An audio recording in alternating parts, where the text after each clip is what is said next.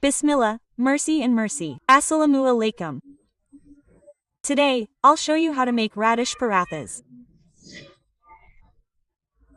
And I'll share a new method for making them. Many people don't know how to make radish parathas. Either the stuffing spills out, or the radish mixture leaves too much water. So, let's get started. First, we need to knead the dough. To knead the dough, I've taken 3 cups of flour. I've added a teaspoon of salt. Simply knead it, just like we knead our dough on a daily basis. Add a little water at a time. And don't knead the dough too softly. Knead it a little firm. It shouldn't be too soft, so you can control it when rolling it out later. So, look, apply a little oil here. Oil or ghee. This will prevent the dough from sticking to your hands. So, look, I've added 2 tablespoons of ghee and kneaded the dough thoroughly.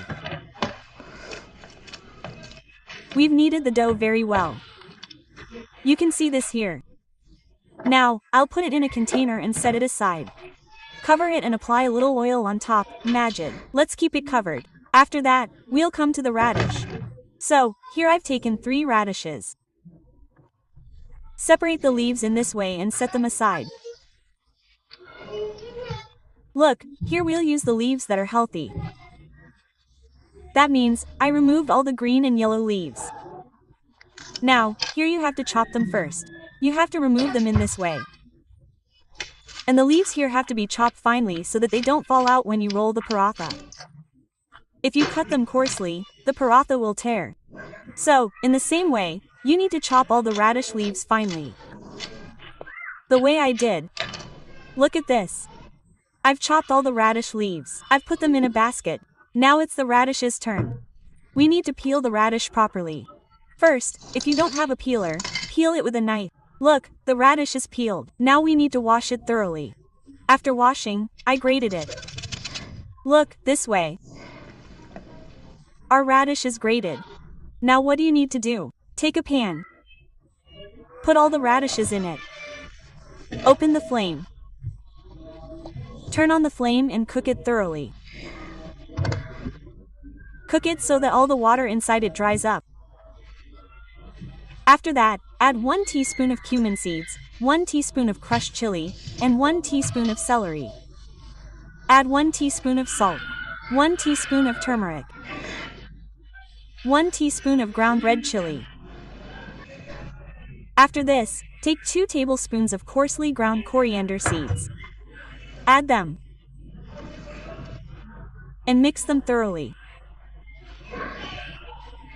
Mix the radish so that every white radish you see is coated with the spices. Mix it thoroughly. Keep mixing, and the water will evaporate as you go. If even a little water remains, even a little, the paratha will tear when you roll it. So, you have to evaporate all the water. This will ensure that the water evaporates and the radish will cook very well. So, this is a great method for making radish parathas, and believe me, I didn't know about this method before. Ever since I started making it this way, I've gotten such amazing and tasty potato parathas, or rather radish parathas. Look, the water has completely evaporated. Now, we'll add 5 to 6 finely chopped green chilies. Add a handful of mint leaves and a handful of coriander. After adding these, mix it again. The aroma of coriander and mint has a unique flavor. So, be sure to add it. Mix it well. Look, our mixture is ready this way. Now, we've turned off the heat. Let it cool a little. After that, let's cool it down. Now, let's make the pitas. We'll make 2 pitas of 2 sizes. They should be the same size, neither too big nor too small. Look, I've made 2 pitas this way. First, let me show you how to make a paratha. Roll it out, dusting it with a little flour.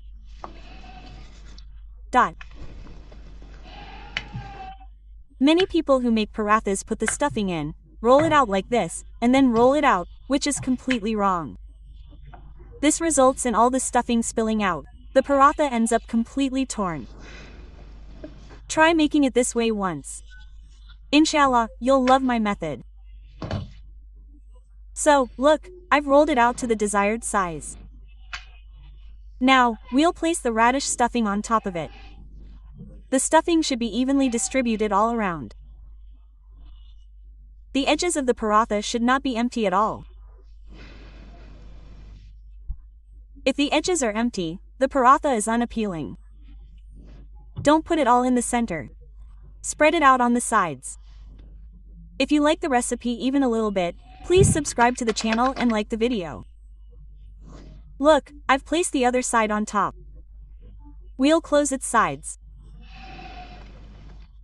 Look, this is how you'll completely close its sides. Look, now you need to apply a little flour on top and roll it out. This way, the size will increase and your work will become easier. Look, like this. Here, I heated the pan. I placed this roti on it and placed the paratha on it. You need to cook it on both sides. On a medium flame, don't turn it too high, otherwise the paratha will burn, and then apply pure ghee on top in this manner. If pure ghee is not available, you can use other ghee, like the one used in dalda. And by pressing it in this way, we've brought out a beautiful color. So, look, what a wonderful radish paratha has turned out with masala. Look guys, check out the color.